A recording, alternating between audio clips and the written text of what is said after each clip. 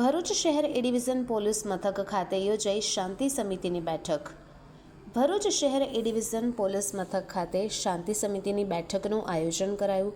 હોળી ધૂળેટી રમઝાન માસના પવિત્ર પર્વને અનુલક્ષીને યોજાયેલી આ બેઠકમાં તહેવારો શાંતિપૂર્ણ અને સૌહાર્દપૂર્ણ માહોલમાં ઉજવાય તે માટેની ચર્ચા કરવામાં આવી. બેઠકમાં પોલીસ ઇન્સ્પેક્ટર R.M. વસાવા સહિત પોલીસ વિભાગના અધિકારીઓ અને કર્મચારીઓ ઉપસ્થિત રહ્યા. તેમણે તહેવારો દરમિયાન કાયદો અને વ્યવસ્થા જળવાઈ રહે તે માટે જરૂરી સૂચનો આપ્યા અને અફવાઓથી દૂર રહેવા અપીલ કરી. આ પ્રસંગે હિન્દુ મુસ્લિમ સમાજના આગેવાનો અને શાંતિ સમિતિના સભ્યો પણ હાજર રહ્યા. તમામ આગેવાનોએ એકતા અને ભાઈચારા સાથે તહેવારો ઉજવવા, કોમી એકલાસ જાળવવા સહકાર આપવાની ખાતરી આપી હતી.